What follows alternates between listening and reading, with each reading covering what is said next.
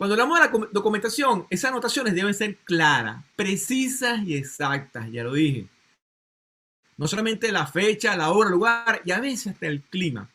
Este es algo que a veces se nos olvida. El clima de la zona, mira, no solamente era de día, de noche, estaba nublado, porque si estaba nublado posiblemente no había suficiente luz en la zona. Habían ventanas, las ventanas estaban abiertas, estaban cerradas.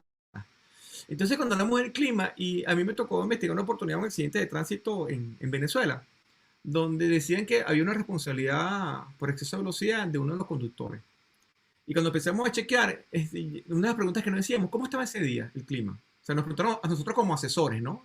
Simplemente, como que opinamos de lo que estaba ocurriendo. Y cuando nos hicieron la pregunta, nosotros empezamos a averiguar el clima. ¿Cómo estaba ese día? Gerardo, había llovido. ¿Cuánto tiempo había llovido? No llovió como por una hora. Excelente. ¿Y qué pasó después? Nada, el clima se despejó, empezamos a buscar los reportes meteorológicos y estaba despejado el clima. Y era en la carretera Caracas-Valencia. Hay una zona de Caracas-Valencia, cuando hay una época del año, justamente cuando vimos la fecha, la hora del accidente, el sol justamente ya se está como poniendo, está en el ocaso, y a los conductores les pega de frente la luz. Eran como a casi las 6 de la tarde. Entonces imagínate un piso húmedo, mojado, 6 de la tarde, la luz de frente, había espejismo aparentemente en el piso y el conductor finalmente perdió la vía porque llegó un momento que no vio el camino. Que pudo haber hecho algunas cosas, pero bueno, esa era otra parte de la investigación. Pero ¿qué pasó ahí? ¿Era realmente que venía a exceso de velocidad? No, ¿por qué salió la vía? Fue que se distrajo. O sea, ¿será que venía con el teléfono celular? Porque se estaba determinando en ese caso si se consideraba accidente de trabajo y porque estaba usando un vehículo de la empresa, si era irresponsabilidad de él que estaba haciendo algo, ese conductor, o simplemente fue que por la luz. Entonces fíjense que el clima son detalles que pareciera que no es importante, que a la larga pueda dar indicio o indicarnos o darnos luz sobre qué pudo haber realmente pasado en un lugar determinado o en un hecho determinado. ¿Quién notifica y quién las anota? Por ejemplo, si yo soy la persona que estoy anotando, entonces yo pongo mi nombre, son mis anotaciones, Gerardo Aguirre. ¿Y quién me está notificando? Mira, la señora María, Juana, el bombero tal, el especialista en tal, el rescatista, el paramédico, me informó que hay 2 pacientes, que uno murió, que el otro tal. O sea, todo ese tipo de información. ¿Quién llegó? Mira, acaban de llegar la policía. Llegó la policía. Yo recuerdo cuando hubo el accidente de los trenes en Venezuela, lamentablemente ocurrió un accidente de unos trenes en una ruta, digamos, de la ciudad principal, de la capital hacia otra ciudad. Y cuando yo llegué al lugar de la escena, yo lo que tenía era papel y lápiz, unos pequeños equipos, y al final yo comencé a controlé toda la operación en el punto. Ahí se utilizó helicóptero, se utilizó todo. Y al final el informe que hicimos fue un informe bastante grande, y la gente me decía, Gerardo, ¿y dónde sacaste toda la información? Porque es que todo el mundo que iba llegando, que hacía algo, yo anotaba nombre, a qué institución pertenecía, si era médico, si era paramédico, qué había hecho, cuántas personas habían atendido, si llegaba un vehículo, cuál era la placa, la chapa, la identificación del vehículo, qué tipo de vehículo era, qué color era el vehículo. Yo comencé a anotar todo y al final, cuando terminó la operación ese día, yo tenía casi que, bueno, no sé cuántas hojas de papel escrito. Claro, no todo lo hacía yo, lo hacíamos el equipo de trabajo, pero teníamos información de todo. Cuando comenzamos a reconstruir lo que habíamos hecho, de manera clara, no sabíamos lo que había pasado en el accidente como tal, pero todo lo que habíamos hecho desde control de la emergencia, todo estaba ahí. Entonces, ¿y eso por qué es tan importante? Porque justamente toda esa información, y particularmente con las horas a la cual fue cada hecho, cuando van a reconstruir, y esos especialistas en el área de investigación agarren las horas de diferentes personas, de diferentes lugares, de diferentes instituciones, hacen justamente una reconstrucción porque saben qué ocurrió desde cada punto de vista en un lugar determinado. Esas notas deben ser legibles, deben ser nítidas, deben ser claras, con marcas de referencia. Si tú tomaste una foto, yo he visto fotos que, aunque mira, tomaste la foto de un calzado, entonces tomaste la foto, le pusiste el máximo zoom y solo aparece el calzado. ¿Y que hay alrededor? ¿Cómo sé yo realmente cuál es el tamaño de ese calzado? Si tomaste una evidencia porque había explosivo o había algún arma, entonces El arma realmente era un arma real, era un arma simulada, era algo pequeño, era un cuchillo, era una espada. O sea, ¿qué había en lugar de la escena? Había una herramienta, o sea, ¿qué había ahí? Entonces, cuando uno toma foto, cuando uno toma, cuando anotas o registras evidencia, tienes que buscar la manera dentro de lo posible, bueno, comparar lo que haya testigos. Los organismos de respuesta que participan, ya lo mencioné, quién hace qué cosa. Y por supuesto, cuando lleguen los cuerpos policiales a ti, a hacerte preguntas, mira, quiero saber qué ocurrió, qué información recibiste. Yo te puedo dar toda la información, pero dime primero quién eres tú. Identifícate, yo tengo que saber quién es la persona, le pido sus datos y después que tengo todo, que sé que es un cuerpo policial real, que tengo toda la información, yo le pido a él todo y después que lo tengo es que yo transmito la información. Porque al final, recuerda que tú, por estar en la escena, posteriormente, porque no siempre las escenas, la emergencia culmina ahí. Cuando hay actos terroristas, pueden haber otras explosiones, pueden ocurrir otros eventos de manera simultánea o posteriores, y entonces tú eres parte de. Entonces, uno siempre debe anotar también, no solamente la información que estás recopilando, quién te la da, sino cuando tú también le transmites la información a otra persona, tú también tienes que anotar los datos de la persona a la cual tú le entregas y le das esa información. Hay testigos, hay vecinos, hay víctimas insisto, si yo soy bombero, yo no voy a estar investigando a las personas, en el caso de que hayan heridos, o fui rescatista, como participé en una actividad como personal de rescate, llegué a la escena, entonces mira, y cómo lo apuñaló, y pelearon antes, ¿no? Mi responsabilidad es solamente en el área de atención de las víctimas, como personal de rescate, como personal paramédico, o si hubo un incendio como personal de bombero. Y recuerden, como lo dijo muy bien John, o sea, solamente, o sea, las personas pueden atestiguar si lo desean. Hay unos procedimientos para justamente hacer la investigación. Pero si en tu área de competencia puedes averiguar algunas cosas y que tenga que ver con lo que tú estás haciendo, lo puedes hacer. Yo le puedo preguntar a testigos, sí, yo lo hago mucho cuando hay accidentes de trabajo en una empresa y voy y le pregunto a los testigos, ¿qué pasó? ¿Qué ocurrió? ¿Qué estaba haciendo? O un accidente, mire, ¿y de dónde se cayó? ¿Qué equipo tenías puesto? Porque eso me da a mí indicios o me da información muy valiosa para yo poder atender a la víctima para sospechar de lesiones internas. Ah, soy policía, soy del área de investigación, soy otro personal de primera respuesta que puede intervenir en la escena. Excelente. Entonces usted puede hacer preguntas que tengan que ver con su área. Hay sospechosos en el área, personas que te pueden dar información y tú consideras que puede ser sospechoso. Si tú eres dentro del grupo policial, tú puedes colaborar dentro de ese proceso. ¿Qué señalizaciones hay? Eso es algo que siempre se nos escapa de las manos. Cuando hay accidentes, yo lo veo mucho en los accidentes de trabajo. A veces hay dolo porque, o hay mala intención de algunos trabajadores, e inclusive a veces los supervisores, los jefes no cumplen con las normas de seguridad y no está identificado en la empresa con la señalización de precaución, de peligro. Entonces, cuando me ha tocado investigar accidentes de trabajo, yo voy con mi cámara y comienzo desde la entrada de la empresa. Empiezo a tomar fotos de todo lo que estuve encontrando. ¿Por qué? Porque yo no sé si mañana, mira, todo estaba señalizado. Mira, aquí están. Está la señalización de use equipo de protección, de cuidado con los ojos, cuidado con las manos, use alcohol para el COVID. Y cuando tú llegas el día del accidente, no había nada de eso. Entonces, usted, cuando llega a la escena, usted ve tomar fotos o fijar, insisto, como lo dije al principio, qué encuentro en el área, tal cual como está, sin exceso de posiciones.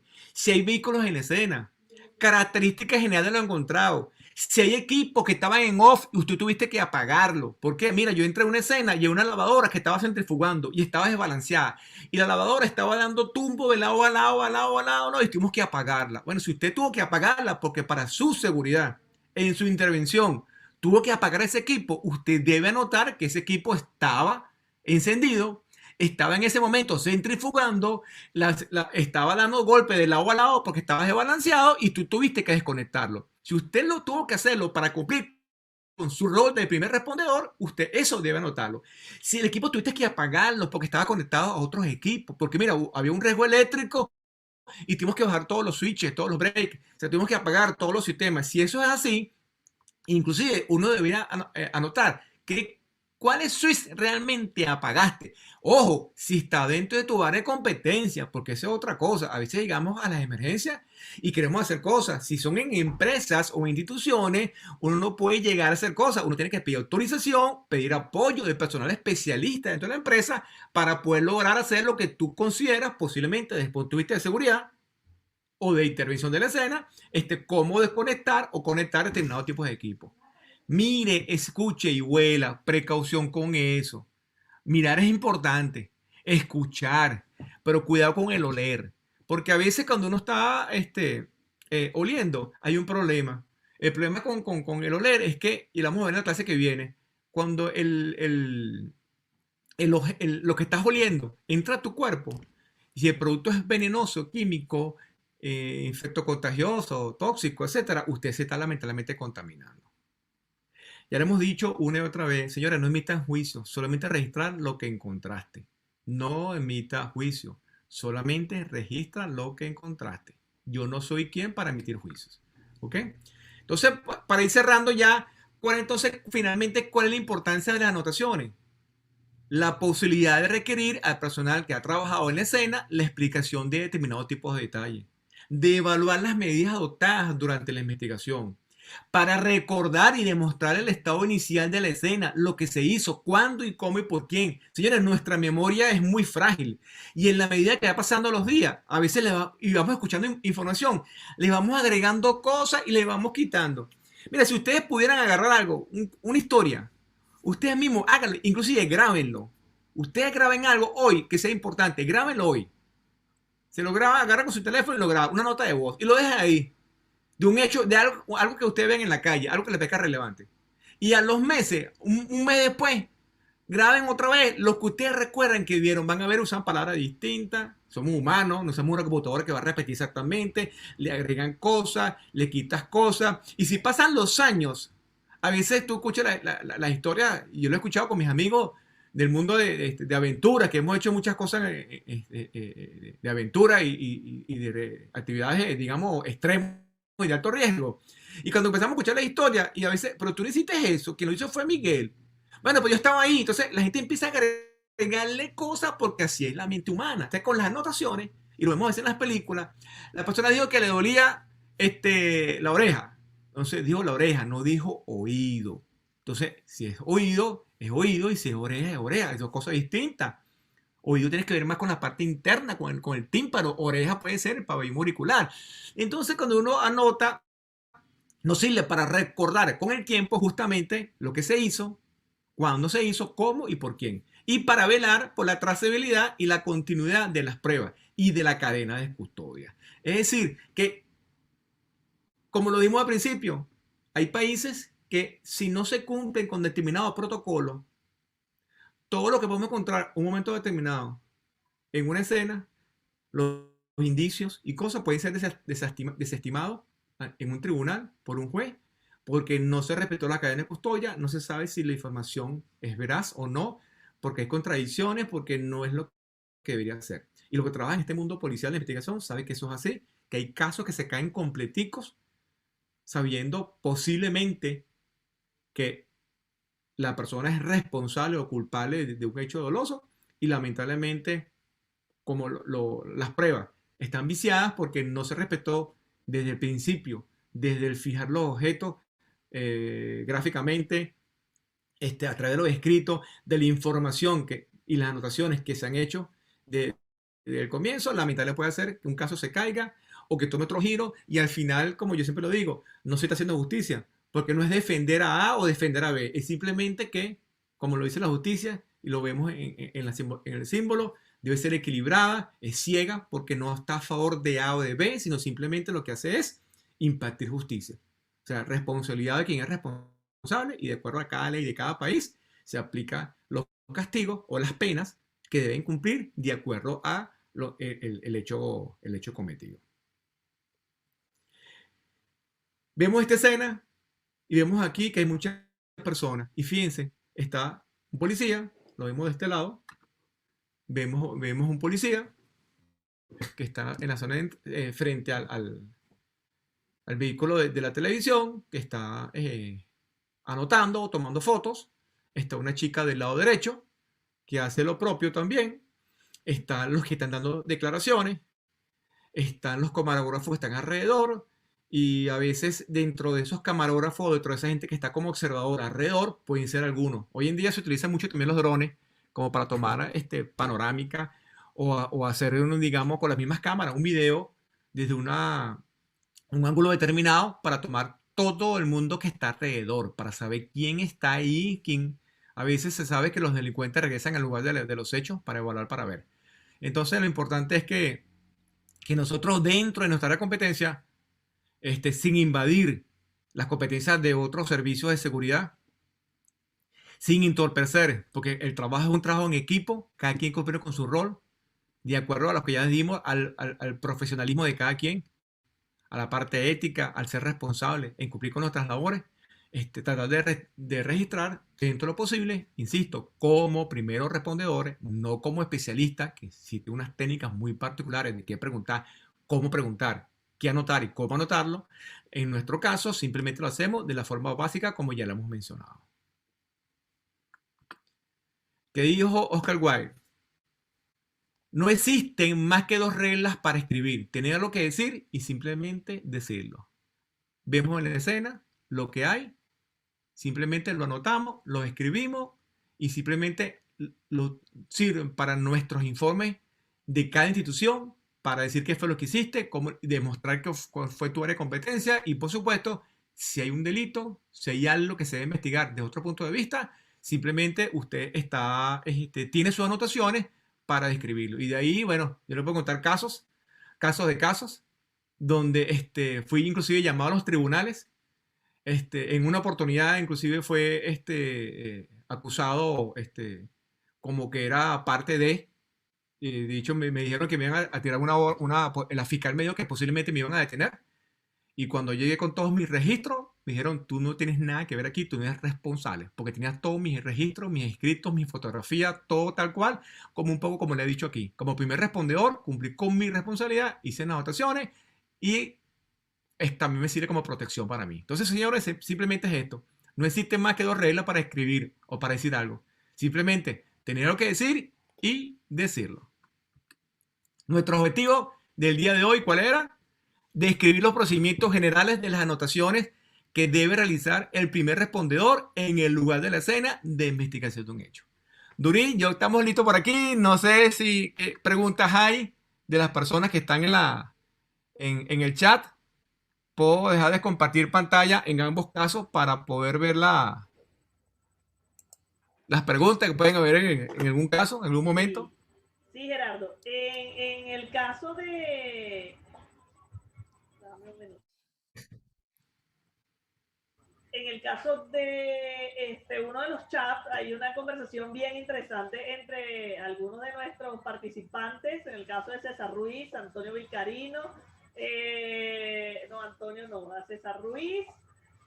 Tengo a Jaime Torrealba haciendo algunos comentarios, pero entre ellos mismos Cristian Gabriel, muy interesantes, pero en el otro chat sí hay unas muy buenas preguntas y voy a comenzar y les va a servir a todos en general.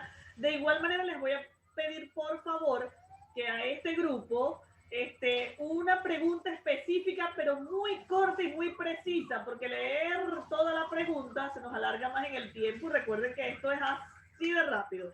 Entonces voy con los de este chat, ¿verdad? Para iniciar con la parte de preguntas y respuestas. Gerardo, para Jorge Herrera dice una consulta: ¿cuál es el proceso de depuración y secuencia de la información de un hecho cuando se alimenta de diferentes fuentes y en distintos tiempos o etapas o desarrollo del evento? Comentario, dice Jorge Herrera: durante el desarrollo de un escenario hay ocasiones que hay autoridades que, por tener mayor jerarquía o influencia, quieren asumir el mando o no, o quieren simplemente ser parte del suceso, saliendo en la foto en este tipo de circunstancias. ¿Podrías compartir su experiencia al respecto? Y la segunda consulta es: ¿qué tanto se ajustan o cambian? Pero te la puedo hacer después que respondas las primeras, Gerardo. Ok, seguro. Sí, bueno, es muy típico y muy común en las escenas, como que dice los jefes que llegan, que se creen los que más mandan. Yo algo que aprendí en mi experiencia en el mundo de rescate es que, y de hecho yo peleé con ministros, con generales, yo peleé con todos los niveles. Y de hecho ya me conocían, porque es que, y eso me lo enseñó un amigo, mi responsabilidad, mi autoridad, yo no la negocio. O sea, la jefatura no se consulta, se ejerce. Si yo soy responsable de una actividad, y muchas veces me pasó cuando habían accidentes aéreos, particularmente accidentes aéreos, donde están involucrados personas importantes, entonces intervienen los cuerpos policiales, aparecen helicópteros y aviones de la policía, de los cuerpos de investigación, fuerzas armadas. Entonces yo a veces mandaba a aterrizar los aviones de la Fuerza Aérea. Y yo le decía, no, dile al piloto que aterrice. Y se bajaban por aquello. ¿Cómo es posible que un civil, este muchacho, tenía yo en esa época como 35 años, que este muchacho me mande a mí a aterrizar? O sea, ya va, pero es que una cosa es esa. Cada quien en su rol y su responsabilidad. No solamente desde el punto de vista de seguridad, que eso vamos a ver que es el tema que vamos a ver ahora. Y si aquí personas son responsables, se han dado cuenta lo peligroso que es entrar en una escena. No tienen idea. Ya vamos a hablar de eso. Entonces, lo que quiero hacer de verdad es que usted cumple con su rol. Y si en algún momento llega alguien que quiere pasar por encima de ti y no te permite cumplir con tu rol, yo lo grito yo en voz alta. Ah, entiendo, usted coronel o comandante tal, me está diciendo que yo no hago mi trabajo y usted se va a encargar de todo lo que pase aquí. Entonces la persona queda como que, porque todo el mundo lo está escuchando y si lo está grabando hoy en día es mucho mejor.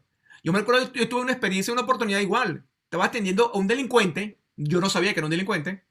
Había una persecución y yo vine con mi carro y veo que hay un accidente de tránsito y atropellan a la persona.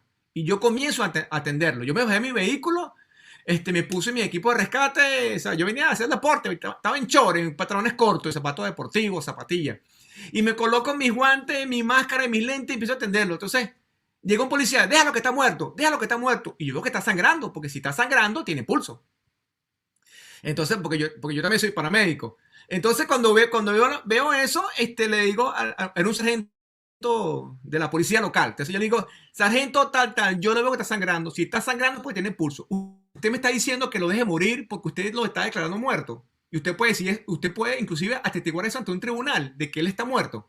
Mira, el policía no hallaba qué decirme. Y digo, bueno, atiéndelo. Entonces yo comencé a atenderlo. Después, ¿qué pasó con la persona? No sé. Llegaron los bomberos, lo atendieron. No sé al final qué pasó con él.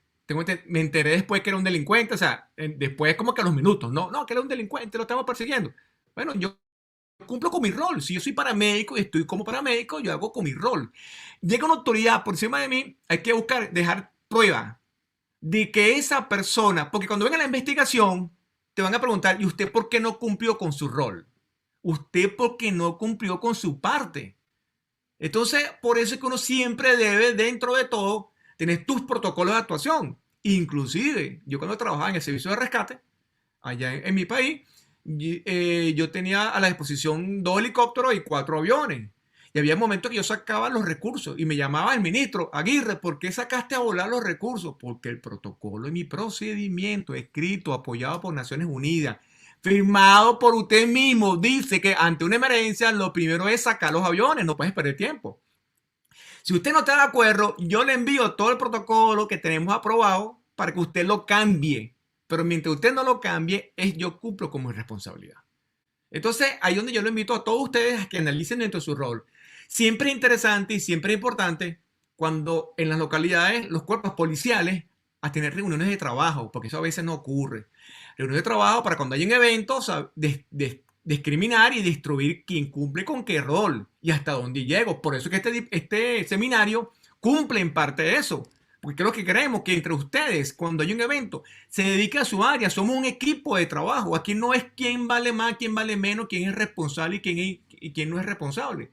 La idea básicamente es que cada quien cumpla con su rol dentro de su área de competencia y asuma también las consecuencias de sus actos, de lo que hizo y de lo que no hizo. Porque si usted por omisión dejó de hacer cosas dentro de su responsabilidad o algún delito, usted va a ser juzgado posteriormente. Excelente, Gerardo. Por acá tengo una pregunta en el otro chat. Después voy con esta porque hay muchas preguntas de este lado. Pero ciertamente, por acá César Ruiz hizo una pregunta acerca de las pruebas ilícitas. Déjame ubicarme en la pregunta para decirte cuál fue la pregunta de César Ruiz. Me gustaría saber si en su legislación existe la diferencia entre prueba ilícita y prueba irregular, como en mi país, Nicaragua. En nuestro caso, la prueba ilícita puede deberse a la existencia de defectos que contradicen valores constitucionales. La prueba irregular, la existencia de efectos o que vulneren la legalidad ordinaria. Ok, fíjate que esto es bien interesante. La pregunta, ¿dentro de mi área de competencia eso es relevante? No, no, porque yo como primer respondedor, yo simplemente llevo la escena, es anotar y registrar lo que estoy haciendo. Recuerden que ese tipo de cosas, primero, depende de la legislación de cada país, uno. Y segundo, ¿de qué depende? De que si la persona que está llegando está entrenado, está capacitado y está autorizado para hacer eso. Porque hay evidencia, ajá, pero ¿quién las registra? ¿Quién las toma? ¿Quién comienza a proteger justamente esos elementos que encontramos en la escena? Usted, como lo dije al principio, recuerden que este tema en particular es para el primer respondedor, para aquella persona que está llegando a una escena y va a cumplir un rol. Mira, ¿usted sabe de investigación? No. ¿Usted sabe cómo protegerlo, las evidencias? No, usted simplemente hace un acordonamiento, nadie entra hasta que lleguen los organismos especializados en investigación, como lo vemos en las películas que uno ve en televisión, las series policiales, son espectaculares. Tal policía simplemente que llegó, ¿usted qué hizo? Nada, yo simplemente vi que había dos cadáveres, no entré en la escena, vi por las ventanas, vi no había, no, no está, aparentemente no está el delincuente, aparentemente, porque no lo vio, señalizó su zona alrededor, ¿qué hizo él? Usted tomó, sí, tomó una foto, tomé esto, pero ¿usted ha tocado algo? No. Eso que está ahí, ese tipo de evidencia, ¿es lícita? ¿No es lícita? No, mira, no, eso no es mi área de competencia. Mi competencia es llegar hasta acá. Y eso es lo que quiero que lo vean ustedes como primeros respondedores. Inclusive, este es algo que todo el mundo, defensa civil, bomberos voluntarios, todas las instituciones que se consideran primeros respondedores ante cualquier tipo de emergencia, deben estar entrenados en esto. ¿Y por qué no? Hasta los brigadistas de emergencia de las grandes empresas, que no son 2 o 3 personas, esas empresas que tienen 2.000, 3.000 empleados. Porque cuando ocurre un evento, hay que investigar y muchas veces hay responsabilidad, a veces por parte del trabajador o en ocasiones por tercero. Entonces deben saber que no debo tocar, que no debo mover, que no debo manipular para no provocar justamente problemas en esa evidencia. Ahora, ¿esa evidencia será usada correctamente o no? No lo sé, yo no soy policía, yo no soy investigador. Depende de cada país y depende de la cadena de custodia, es decir, de cómo se haya protegido esa evidencia desde que tú llegaste como primer respondedor hasta que al final llegó a los tribunales. Yo simplemente cumplo con mi rol a este pedacito.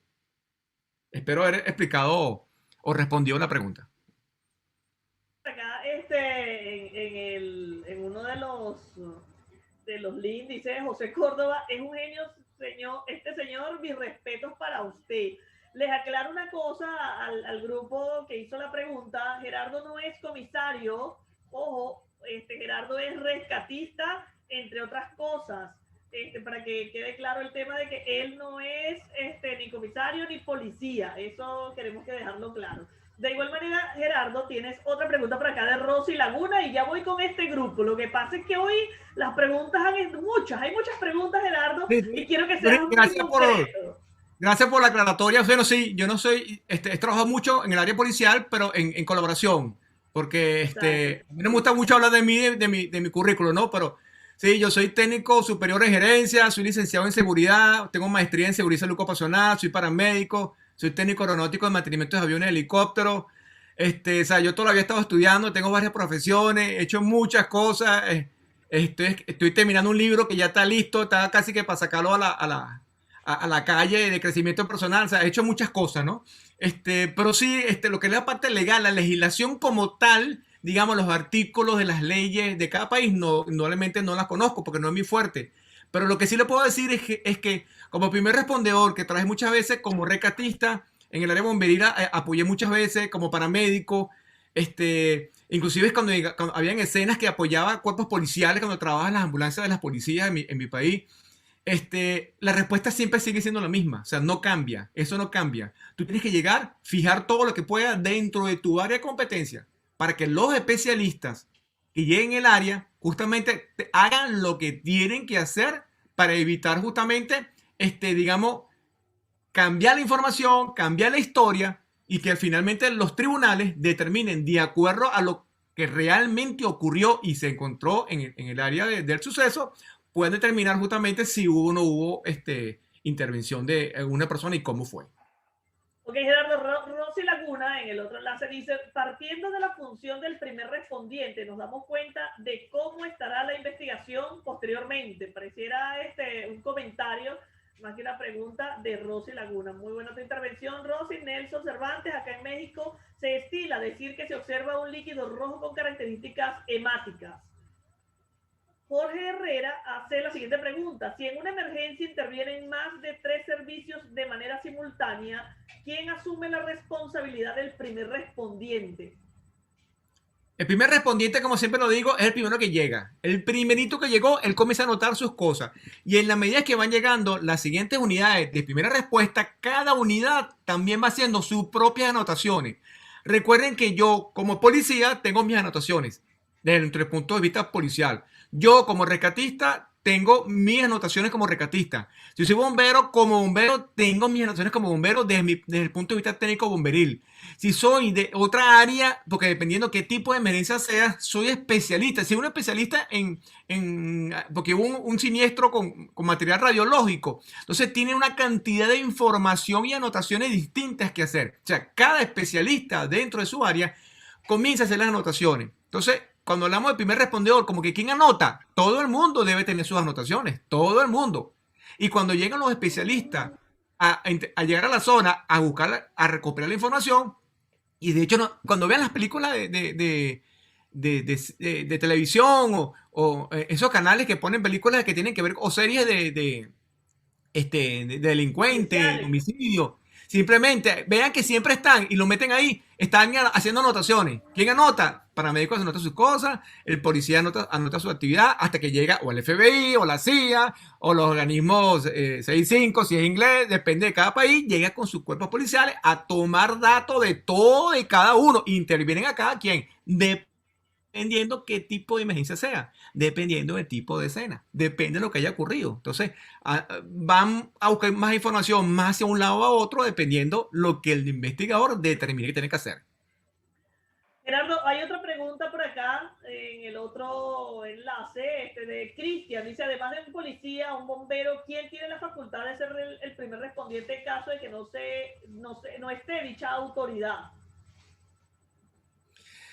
A veces nos encontramos con, por ejemplo, personal de seguridad física, el famoso vigilante, oficial de seguridad de las empresas que llega. Entonces, en las empresas de seguridad, ¿es que el entrenamiento? Sí, porque a nivel policial, digámoslo así, policial entre comillas, ellos son casi que siempre los primeros en estar. Un robo, un asesinato en una institución, en una empresa, ellos están en la calle, entonces ellos deberían saber lo que hay que hacer, desde como que no invadir la zona, proteger la zona, evitar que entren personas, si alguien salió, anotar quién salió, o sea, ese tipo de detalles. Entonces, el primer respondedor puede ser casi que cualquier persona.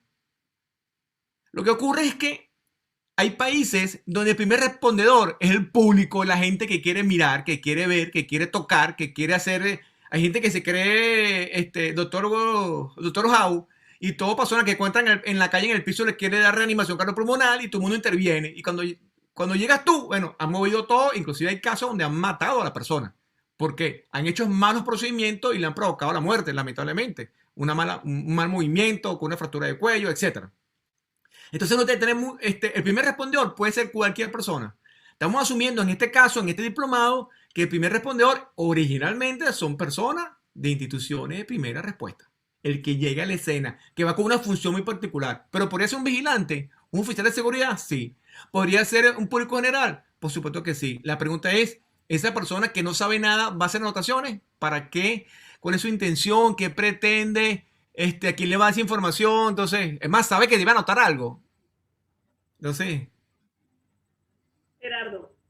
Ay, Gerardo, son muchas las preguntas. Mira, quisiera como hacerlas todas, pero se me va a escapar de las manos y además que tiene felicitaciones a montón. Mónica dice, si se pierde evidencia por problemas de clima, ¿qué pasa? ¿Qué sucede? Bueno, si no está la evidencia, no hay la evidencia. Eso a nivel policial, indudablemente cuando los investigadores dicen, mira, ¿hay evidencia? No, no hay. Si no hay, no hay. Eso así de sencillo. Ah, hubo una evidencia que se dañó con el clima, pero hubo un primer respondiente que tomó foto y lo registró y quedó una buena fotografía, quedó un buen video, hubo un buen registro, un buen ángulo. Entonces, eso lo determinará el tribunal si esa evidencia servirá o no, ese video. Ya, al final ya eso es cuestiones de policiales, judiciales, donde los tribunales y los jueces determinarán si eso que posiblemente puede ser evidencia se puede utilizar o no, porque si desapareció, simplemente desapareció, no existe. No existe. Gerardo, por acá Héctor Cayambe, que es embajador de SEMA Casi, ha estado con nosotros en los diplomados, te pregunta, saludos desde acá de Ecuador, ¿quién debe vigilar el sitio del suceso es la Policía Nacional y posteriormente emitirán un informe con la información rescatada de todos quienes hayan intervenido en el lugar de los hechos? Ah, no, disculpa, hay una pregunta, llama, que ese fue un comentario de Héctor Cayambe, pero hay alguien que hizo una pregunta y la quería leer porque me pareció bien interesante. Aquí está. Ajá, fue José Manuel. El rol del primer respondiente es siempre proteger el lugar del hecho y no permitir que nadie contamine la misma. ¿Qué sucede con aquellos policías que desean entrar a la misma y que no son parte del equipo multidisciplinario? Que creo que ya la pregunta fue respondida con las anteriores. Permíteme aclarar algo. La función del primer respondiente no es preservar la escena. La función del primer respondiente es cumplir con su rol, depende de qué rol sea. Si el primer respondiente es policial, sí, proteger la escena. Pero si yo soy bombero, yo no voy a ir a proteger la escena, yo voy a hacer mi trabajo como bombero.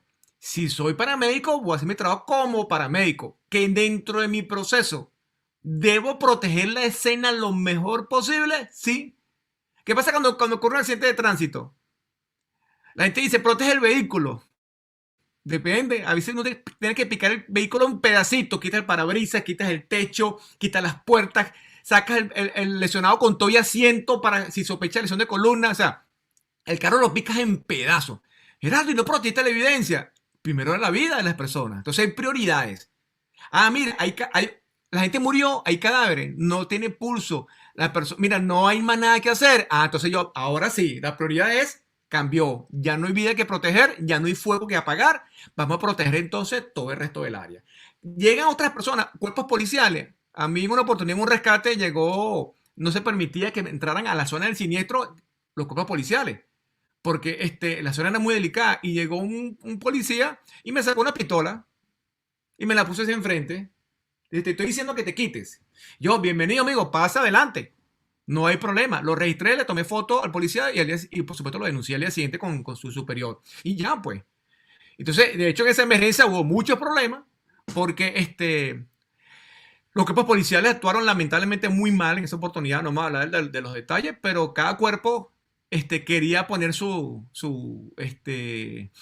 quería el mayor protagonismo. Entonces había como 4 cuerpos policiales, cada quien, el local, el nacional, digamos, de investigación, pero que era local, las Fuerzas Armadas también, un coronel del ejército, después un general de la Guardia Nacional. Entonces, mucha gente quería tomar control. Entonces, cuando yo vi ese desastre, yo dije, llamé a mi superior, en este caso era un general, le informé al ministro y le dije, esta situación yo me retiro porque mi persona está en riesgo. Y la seguridad, lo que estaba conmigo en la charla, la seguridad no se negocia. Ante esa situación, cuando los cuerpos policiales están peleando por tomar el control y hay armas por delante, mi trabajo bueno, si alguien se quiere disparar entre ellos, y lo he visto, oficiales sacándole pistolas a otro oficial de otra fuerza, de otro componente militar, por asuntos de control, ante esa situación, mi seguridad está por encima de todo, la mía y de mi personal. Eso es importante. Gerardo, última pregunta y terminamos esta parte de esta ponencia contigo para dar unos 5 o 10 minutos de descanso para que puedas ir a tomar agua, levantarte porque te toca la siguiente hora. Jorge Herrera, voy con la pregunta de Jorge Herrera que dice, consulta, ¿la descripción del clima es absolutamente necesario cuando se elabora en en escenarios cerrados? Pregunta sí, no y pregunta el por qué.